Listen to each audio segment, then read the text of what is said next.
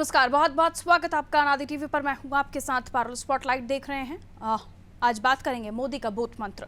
प्रधानमंत्री नरेंद्र मोदी ने मंगलवार को भोपाल से 2024 के लोकसभा चुनाव का बिगुल फूंक दिया। मेरा बूथ सबसे मजबूत कार्यक्रम को संबोधित करते हुए पीएम मोदी ने कांग्रेस और विपक्षी दलों पर खुलकर हमला किया। उन्होंने 3 तलाक, यूनिफॉर्म सिविल कोड और पसमानदा मुसलमानों पर खुलकर बात की। वाराणसी के कार्यकर्ताओं से संवाद करते हुए उन्होंने कहा, यूपी में पासी, कोरी, खटीक भाई बहन राजनीति के शिकार हुए और विकास से वंचित रह गए। कुछ दलों ने मलाई काटी, समाज को बांट दिया, कुछ जातियों पर विशेष ध्यान दिया, कुछ को छोड़ दिया। दक्षिण भारत में भी कुछ समाजों को वंचित रखा गया है। उन्होंने कांग्रेस और विपक्षी दलों पर हमला बोलते हुए कहा है कि एक तरफ इस तरह के लोग हैं जो तुष्टीकरण कर अपने स्वार्थ के लिए छोटे छोटे कुनबे दूसरों के खिलाफ खड़े कर देते हैं, और दूसरी तरफ हम बीजेपी के लोग हैं। बीजेपी ने तय किया है कि हमें तुष्टीकरण के रास्ते पर नहीं चलना है। देश का भला करने का रास्ता तुष्टीकरण नहीं, संतुष्टीकरण है। पीएम मोदी ने विपक्षी एकता पर भी वार किया। पीएम मोदी ने कहा कि ये लोग सलाखें देखकर जुगलबंदी कर रहे हैं। पीएम मोदी ने कहा कि विपक्ष घोटालों की गारंटी दे सकता है।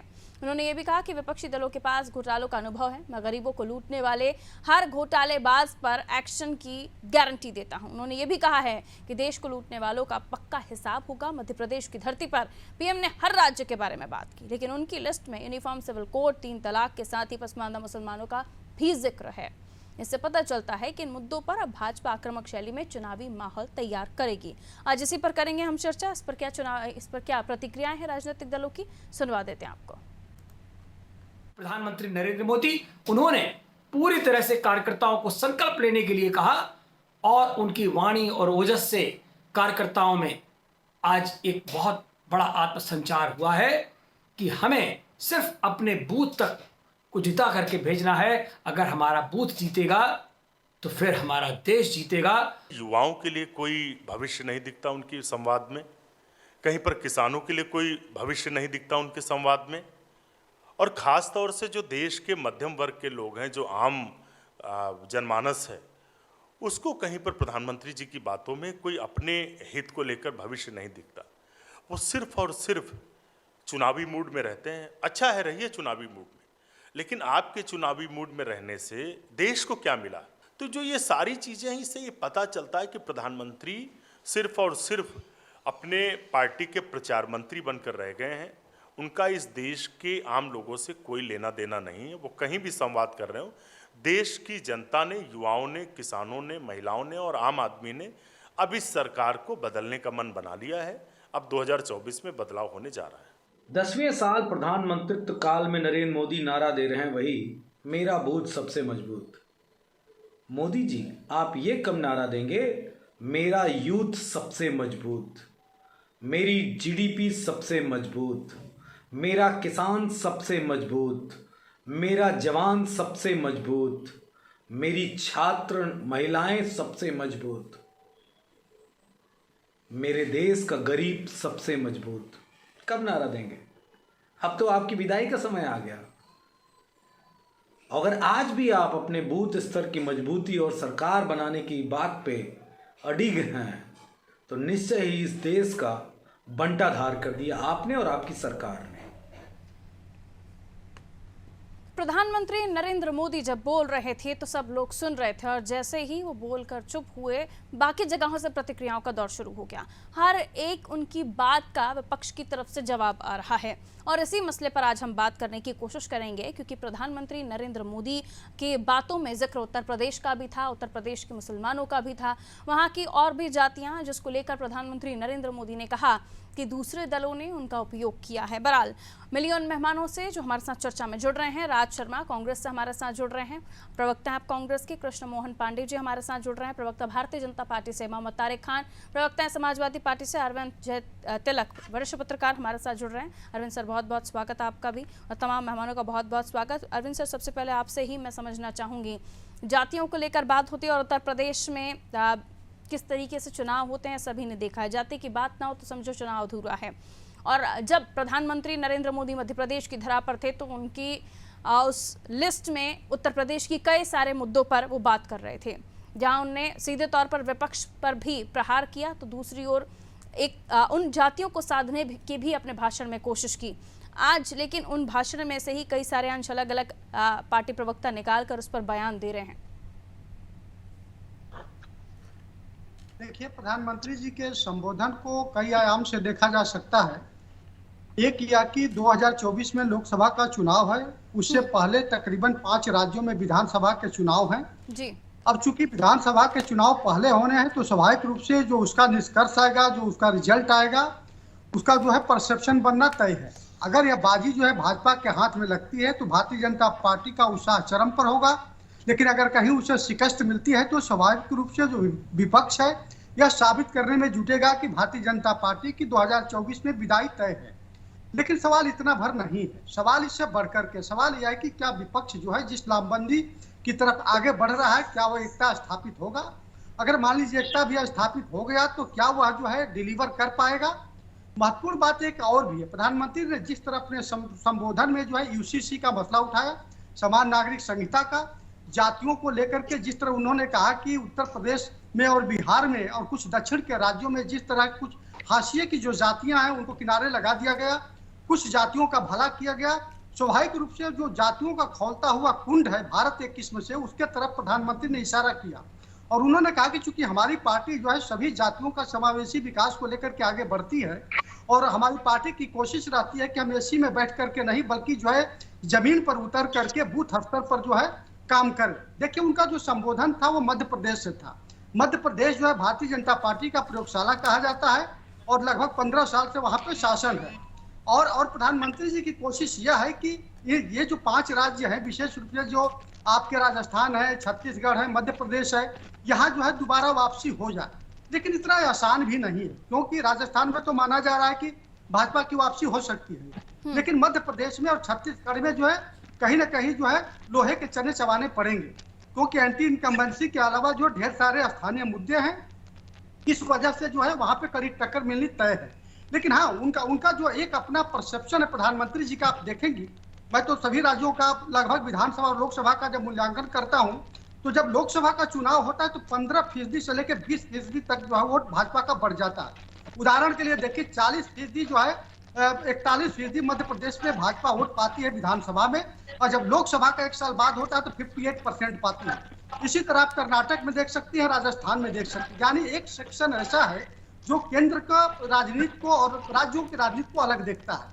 तो इस आधार पे मान करके चलिए कि प्रधानमंत्री जी के सामने विपक्ष जब तक एक बड़ा विकल्प नहीं देगा, एक बड़ा चेहरा नहीं देगा, तब विपक्ष के लिए लेकिन सर, उत्तर प्रदेश में जब प्रधानमंत्री नरेंद्र मोदी ने पासी कोरी खटी के विकास की बात कही, किस तरह से वो राजनीति के शिकार हो रहे हैं, इन जातियों को लेकर बात कही, तो सीधा लगता है कि प्रधानमंत्री नरेंद्र मोदी खुद भी ये चाहते थे कि उन पार्टियों को समझ आए कि किस तरह से वो जातिगत राजनीति करते हैं।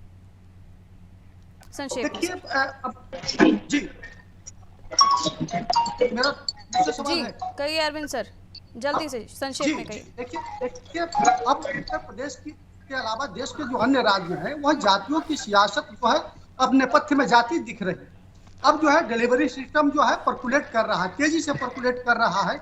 लोगों के हाथ में जो पैसा जा रहा है, संसाधन जा रहे हैं जन कल्याण योजनाओं के माध्यम से, चाहे वो राज्य का हो या केंद्र का हो, उसका असर साफ दिख रहा है। यही वजह है कि आप उड़ीसा में देखिए, नवीन पटनायक लगातार 3 बार लौट रहे हैं, पश्चिम बंगाल में मायावती जी लौट रही है, दिल्ली में अरविंद केजरीवाल लौट रहे हैं। तो इसी तरह भाजपा जो है लगातार सेंट्रल में लौट करके आई। ये सभी राजनीतिक दलों को सोचना पड़ेगा, तो जातियों होकर के आगे नहीं बढ़ सकते। ठीक है, तुष्टीकरण की राजनीति पर लगातार प्रधानमंत्री प्रहार करते हुए नजर आए, उनके पॉइंट्स में लगातार तुष्टीकरण की बात थी। बीजेपी के पास जा रही प्रधानमंत्री नरेंद्र मोदी का संबोधन, बूथ मजबूत करने की बात, लेकिन सीधे तौर पर प्रहार दूसरी पार्टियों के ऊपर। कृष्ण मोहन जी। चारू जी, देखिए, भारतीय जनता पार्टी सदैव से ही अपने कार्यकर्ताओं को, अपने संगठन पर, और खास तौर से हम बूथ स्तर का जो मैनेजमेंट लेके आते हैं कि बूथ स्तर का कार्यकर्ता भी जनता के बीच में जाएगा, जनता के मुद्दों को सुनेगा और अपने उच्च पदाधिकारियों को उनकी बातें कहेगा, जिससे कि जल्द से जल्दी बेहतर समाधान हो सके और जनता को उनके जो संवैधानिक नागरिक अधिकार है उनको देने का प्रयास किया। क्योंकि मेरा बूथ सबसे मजबूत की जिस परिकल्पना से हम आगे बढ़ते हैं, उसके पीछे उद्देश्य भी यही है कि हम जिस बूथ पे कार्य कर रहे हैं, उस बूथ की जनता को किसी भी तरह की समस्या है, यदि किसी तरह की अपेक्षा है जो संवैधानिक सम्मत है, उसको देने का प्रयास करेंगे। रही बात अन्य दलों पे अटैक करने की, तो भारतीय जनता पार्टी दूसरे दलों पे अटैक करने से बेहतर अपने कार्य पद्धति में बेहतर करने का प्रयास करती है, जनता के बीच में रहने का प्रयास करती है। इसी का प्रतिफल ये है कि 9 वर्षों के हमने जो कार्य किया है उसको लेकर जनता के बीच में सारे नेता गढ़ जा रहे हैं, और जो भी हमने बेहतर 9 वर्षों में किया है जनता उसको स्वीकार कर रही है, और हम ये कर अपनी बात रिपोर्ट कार्ड जनता के बीच में प्रस्तुत कर रहे हैं। दूसरे दलों पे कि अन्य दलों पे प्रहार करने की बात है, तो हम अपने कार्य पद्धति में सुधार करेंगे, जनता तय करेगी कि कौन बेहतर है और कौन गड़बड़ है। जो बेहतर होगा जनता उसका चुनाव करेगी, जैसे कि 14 में किया, 17 में किया, 19 में किया, 22 में किया, अभी जल्दी ही निकाय चुनाव में किया है, और पूरे देश में भारतीय जनता पार्टी का परचम लहरा रहा है। उसके पीछे कारण है कि हमने जनता के बीच में काम किया है और जनता हमें स्वीकार कर रही है। कई सारे मुद्दों को लेकर आपके विपक्षी दल जो हैं वो पूछ रहे हैं कि प्रधानमंत्री नरेंद्र मोदी जिन वादों को लेकर आपकी पार्टी की सरकार केंद्र में बनी, उनको लेकर क्यों नहीं बात करते? पारुल जी, भारतीय जनता पार्टी हम अपने स्थापना काल से लेकर और आज तक जिन मुद्दों को लेकर हम जनता के बीच में गए थे और जनता ने हमें 2 सीट से आज पूर्ण बहुमत की सरकार दी है, उसके पीछे कारण ये है कि हमने जो कहा वो किया। हम जनता के बीच में जिन जिन मुद्दों पे गए थे, वो 370 रहा हो, वो राम मंदिर रहा हो, वो यूसीसी रहा हो, वो रोजगार की बात हो, वो इकोनॉमी की बात हो, वो इंटरनेशनल अफेयर्स की बात हो, वो फॉरेन अफेयर्स की बात। ठीक है, इस पर सभा क्या कहती है ये सुन लेते हैं। तुष्टिकरण नहीं संतुष्टिकरण काम है बीजेपी का। तारिक साहब, ये तारिक साहब बीजेपी का कहना है, उनका ये कहना है कि दूसरे जो दल हैं उन्होंने छोटे छोटे कुनबे दूसरों के खिलाफ खड़े किए हैं, जिससे उन दलों के साथ उन जो दलों ने जिनको जोड़ा है उन जातियों का नुकसान हुआ है, उनका राजनीतिकरण हुआ है। तो इसमें समाजवादी करेंगे कि जाति तो क्यों स्टेटमेंट नहीं देते, गणना तो बोले जब जाति तो आपको जातिगत करने की बात करती है ये बताना। तारिक साहब, आपकी वॉइस में काफी डिस्टरबेंस है। मैं वापस लौट रही हूँ आपके पास, आपको हम चेक कर लेते हैं आपकी वॉइस में क्यों दिक्कत आ रही है, ज़रा प्लीज़ चेक कर लीजिए, टाइम वेस्ट ना हो हमारे दर्शकों का। बहरहाल लौट रही हूँ, राज शर्मा हमारे साथ जुड़े हुए हैं। राज शर्मा सीधे तौर पर विपक्ष पर प्रहार और ये कहते हुए नजर आए प्रधानमंत्री नरेंद्र मोदी की जो योजनाएं हैं यूसीसी को लेकर खास तौर पर उन्होंने अपनी बात रखी, उन्होंने ट्रिपल तलाक को लेकर अपनी बात रखी। उन्होंने कहा विपक्ष को हर एक उस चीज़ से दिक्कत है जिससे जो अलग अलग वर्ग हैं उनको लाभ हो रहा है। बताइए। मैं सबसे पहले तो पारुल जी ये कहना चाहूंगा कि भारतीय जनता पार्टी व्यवहारिक रूप से गुलाम हो चुकी है और मानसिक रूप से दिवालियापन हो चुका है। ये सबसे पहले मैं जानना चाहता हूं, भारतीय जनता पार्टी के प्रवक्ता ये बता सकते हैं कि पहले हिंदुस्तान के प्रधानमंत्री हैं जो फॉरेन से टूर करके आते हैं और कभी प्रेस कॉन्फ्रेंस नहीं करते। वहां ये तो देख लिया जाता है गाय माए गले मिल रहे हैं कि केले खा रहे हैं कि क्या खा रहे हैं, किसको क्या दे रहे हैं, किससे अंगूठी दे रहे हैं और किससे ले रहे हैं। क्या अंदर जो बातें हुई वो यहाँ प्रेस कॉन्फ्रेंस करके कहते हैं? नहीं कहते।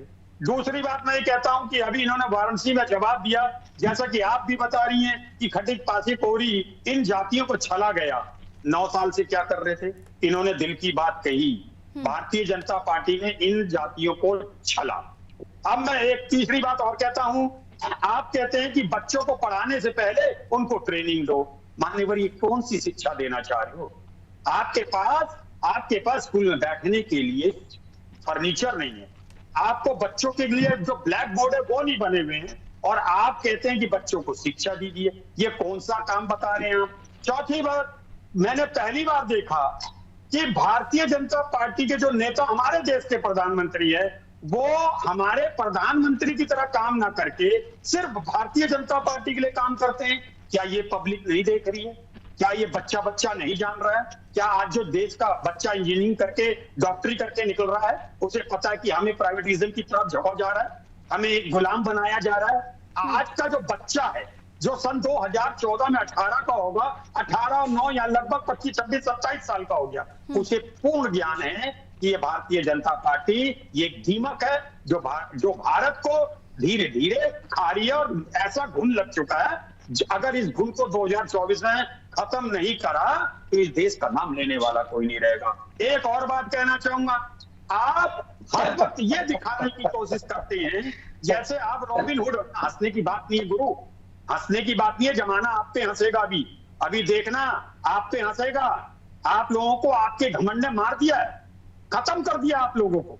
आप मानसिक रूप से भी खत्म हो चुके हो, क्योंकि आप लोगों को जब एक मोहल्ले में पागल गुजरता है ना और सही गुजरते होते हैं तो पागल सही आदमियों पे हंसता है, वही आप लोगों की आदत हो चुकी है। आप लोगों को तहजीब नहीं है। राज शर्मा जी कुछ भी मत बोलिए, थोड़ा सा मर्यादा रखना पड़ता है ना, डिबेट करते हैं तो थोड़ा सा मर्यादा का भी ध्यान रखिए। पागल इन शब्दों का प्रयोग अच्छा लगता है आपको करना? नहीं पारुल जी, इनकी बात सुनी ना, ये आपने का मतलब क्या है? नहीं, अगर कोई हंसी उड़ाएगा कैसे उड़ा देंगे? पारुल जी हमारे मित्र का दोष नहीं है, ये लोग परेशान हो चुके हैं, जनता इनको स्वीकृति दे रही है। तो सुन लो भाई, सुन लो, आप लोग कहते हैं कि भारतीय जनता पार्टी सनातन धर्म की सरकार है। कहाँ है सनातन धर्म की सरकार? आप मिस्र में गए, वहां से सूर्य मंदिर है, क्यों नहीं गए प्रधानमंत्री जी? भारतीय जनता पार्टी है, किसी दिन नहीं कहती है कि भारतीय जनता पार्टी की सनातन की सरकार है। सनातन एक संस्कार है, एक जीवन पद्धति है। और पढ़ के नतीजे कि सुप्रीम कोर्ट के चीफ जस्टिस ने ये जजमेंट दिया है कि सनातन कौन है, वो ही सनातन। मनोहर जोशी बोलते हैं इंडियन ऑफ इंडिया की खबर क्या है? ये संविधान की, इस देश में संविधान की सरकार है, इस देश में किसी की सरकार नहीं, संविधान की सरकार है। हमने भी पढ़ा है मान्यवर से। इस बात आप मुझे गलती है, आप जैसे व्यक्ति इस तरह से तो मैं आपसे भारतीय जनता पार्टी की सरकार रही तो इस देश का नाम लेना क्या बात करते हैं? कैसे आर्गुमेंट करते हैं आप लोग? ठीक है, रुक जाइए सर, बाकी मेहमान भी इंतजार कर रहे हैं। आपकी पूर्णिमा वाली बहस हो गई हो तो रुक जाइए थोड़ा सा। आप लोगों को शर्म नहीं आती? जिन मुद्दों पर बात होनी चाहिए उन मुद्दों से इतर तमाम चीजों को लेकर आप आ जाते हैं और उसके बाद कहते हैं कि मुद्दों से दूर भागते हैं। रुक जाइए सर प्लीज, थोड़ा सा इंतजार कीजिए, बाकी मेहमान इंतजार कर रहे हैं, उनके पास भी मुझे जाना होगा। राज शर्मा रुक जाइए, काफी बोल लिया आपने, प्रॉपर मौका मिला आपको बोलने का। तारिक साहब के पास जा रही हूँ। तारिक साहब कहिए। जी, मैं ये कह रहा था कि आपने जब भी आप जातियों की बात करें तो आपको जरूर स्टैंड बीजेपी को क्लियर करना चाहिए कि जातिगत जनगणना पे आपकी पार्टी का क्या स्टैंड है। Point number 1। दूसरा, जब आप बात कर रहे हैं स्टेट की, बूथ की, तो आपको मणिपुर की भी बात करनी चाहिए, क्योंकि आप प्रधानमंत्री की मणिपुर पे भारतीय जनता पार्टी के एक्शन ABC ये है। बीजेपी के अध्यक्ष ने यह भी कहा कि जो IMF ने कहा कि IMF कैसे डेटा निकालती है ये मुझे नहीं पता, कि 1% से भी ज्यादा लोग अति गरीब हैं हिंदुस्तान में, 1% से भी कम लोग, 1% से कम लोग। ये भी कहा 1% का मतलब कितना हुआ? इसका मतलब ये हुआ कि 145 करोड़ की जनसंख्या ले लेते हैं तो 1% मैम 145 करोड़ का 2 करोड़ हो गया। इसका मतलब ये है कि 143 करोड़ पीपल हिंदुस्तान के वो गरीब नहीं है। आप मानती हैं इस बात को? आप मानती हैं इस बात? और गरीब की डेफिनेशन क्या है IMF की? गरीब की डेफिनेशन ये है कि जो 150 से 160 रुपया दिन भर में खर्च करने की हैसियत रखता है। 1.9 डॉलर, जो कि बराबर हुआ 150 से 160 रुपए के। तो क्या हिंदुस्तान से गरीबी खत्म हो गई? IMF के इस डेटा को आप मान लेंगे? और जब IMF कहता है आपसे कि आपने नोटबंदी करके गलत किया तो आप IMF की बात नहीं मानते। और IMF के इस डेटा को नहीं, तो IMF की कौन सी बात हमें माननी चाहिए तारिक साहब? नोटबंदी वाली है ये वाली? नहीं, हम कह रहे हैं आप मानिए दोनों, लेकिन अगर मानते हैं तो बाइट होके ना माने, तब दोनों बातें माने। हम अपने फायदे की बात, बीजेपी अध्यक्ष अपने फायदे की बात। नोटबंदी वाली बात अगर IMF कर रहा है तो नोटबंदी सही है, और वही IMF अगर ये आंकड़े दे रहा है तो वो आपको गलत लग रहे हैं? आपको सही लग रहे हैं? ये रोडों पे बगैर भूखे प्यासे, बगैर खाना खाए लोग जो सड़कों पे बैठे रहते हैं, इसका मतलब है पॉवर्टी हिंदुस्तान से खत्म हो गई। आपको लग रहा है? अगर आपको लग रहा है तो मैं भी मान लूंगा, मैं मान लूंगा। 2 करोड़ लोगों में आपको लगता है वो लोग शामिल नहीं है जिनको आप देख रहे हैं? मैं ये कह रहा हूं कि 145 करोड़ जनसंख्या में से सिर्फ 2 करोड़ लोग हिंदुस्तान में गरीब हैं। आप मान रही हैं इस डेटा को? अगर ब्रिटेन से बड़ी अर्थव्यवस्था बनने जा रहे हैं वो तो ये तक दावा कर रहे हैं। नहीं, मैं कह रहा हूं आप इस डेटा को मान रही हैं या नहीं मान रही कि सिर्फ 2 करोड़ लोग हिंदुस्तान में गरीब हैं, जो JP नड्डा साहब ने कहा? आप मान रही हैं या नहीं मान रही? नहीं, जो रिपोर्ट्स हैं उनको उन्हीं का हवाला तो आप भी दे रहे हैं। कैसे रिपोर्ट्स? अब आप ऐसे आप उसी संस्था को लेकर आप कह रहे हैं उनकी नोटबंदी पर लिखी रिपोर्ट अच्छी थी, उनका नोटबंदी का सर्वे अच्छा था, और फिर उसी रिपोर्ट को लेकर आप कह रहे हैं कि उसी संस्थान ने आप गलत कर दिया क्योंकि उन पर तो हम यकीन नहीं करते। हम क्यों ये बात कहते हैं कि प्रत्यक्ष को प्रमाण की जरूरत नहीं है मैम? क्या वो लोग हिंदुस्तान में सिर्फ 2 करोड़ बचे हैं जो जिनके पास खाने तक के लिए नहीं है? अगर हम डेटा ही गलत निकाल के उस पर काम करेंगे, हमने मान ठीक है लिया अरविंद साहब, कि 1% लोग सिर्फ गरीब हैं, इसका मतलब है कि अब हिंदुस्तान मतलब प्रोस्पेरिटी जहां पर हो गई है, हम डेवलप्ड नेशन हो गए, तो अब कुछ करने की जरूरत ही नहीं है। ये सरकार का आंकड़ा देना सिर्फ चुनाव जीतने के लिए खेल खेला जाता है।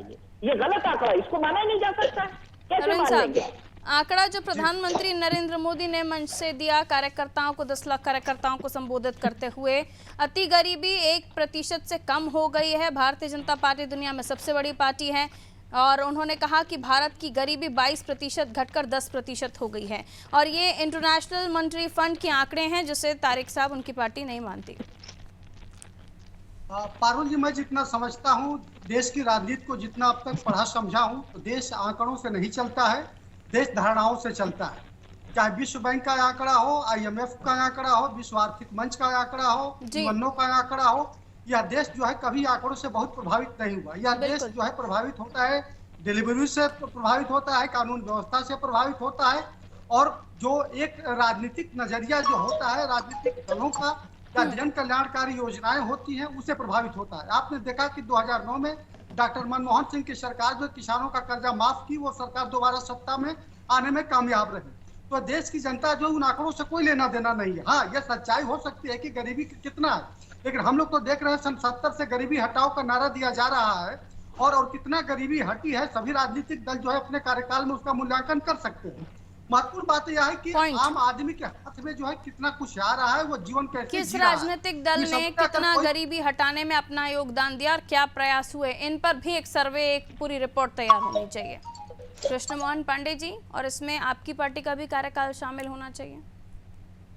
बिल्कुल पारुल जी, भारतीय जनता पार्टी इस स्तर पे काम करती है, और चूंकि हमने ये माना कि कोरोना काल में ढेर सारे ऐसे लोग हैं जो अपने रोजगार को या अपने जिस स्थान पे थे वहां से छोड़ के विस्थापित हुए। उसके लिए देश के सचिव प्रधानमंत्री जी और हमारे मुख्यमंत्री, उत्तर प्रदेश के मुख्यमंत्री योगी आदित्यनाथ जी ने यह तय किया था कि कम से कम एक अनाज, मिनिमम अनाज, जो मतलब जिनके जीवन जीने के लिए बेहतर ढंग से कर सके। दूसरा, उनके रोजगार के साधन के लिए ग्रामीण क्षेत्रों में, जिस क्षेत्र में रहते हैं, जहाँ रहते हैं, उनकी उस सुनिश्चितता, और इस तरह से हमने ढेर सारे वो काम किए। शर्मा जी, ठीक है सर, समय कम है, 30 सेकंड शर्मा जी।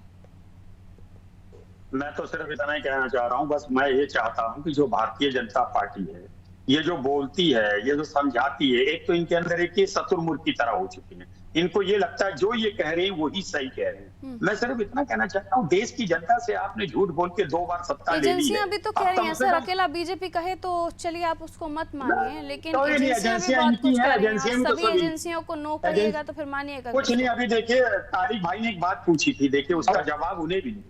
क्या सिर्फ 2 ही करोड़ लोग गरीब है? तो ये 80 करोड़ को क्यों दाना पानी दे रहे हैं? मुझे ये बात बहुत मैं ज्यादा दाता भी नहीं जानता। छोटे से जवाब दे दीजिए जल्दी से, बार-बार ये दूसरी बार सवाल उठाए, बताइए। 2 ही करोड़ लोग, ठीक है, रुकिए सर, शर्मा जी जवाब ले लेती हूँ। कृष्ण मोहन जी बताइए, सिर्फ 2 करोड़ की आबादी IMF के हिसाब से गरीब है, बाकी कोई गरीब नहीं है? और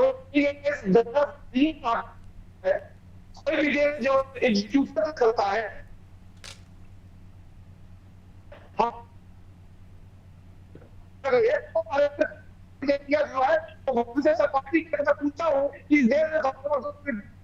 कृष्ण मोहन जी, आपकी आवाज काफी ब्रेक हो रही है, हमारे दर्शकों को जवाब देने समझ में आएगा। ठीक है सर, माफी के साथ मुझे आप लोगों से इजाजत लेनी होगी, समय इतना ही था। बहुत बहुत शुक्रिया आप सभी का हमारे साथ जुड़ने के लिए। प्रधानमंत्री नरेंद्र मोदी ने 2024 के लिए शंखनाद कर दिया है, और ये शंखनाद हुआ है मध्य प्रदेश से।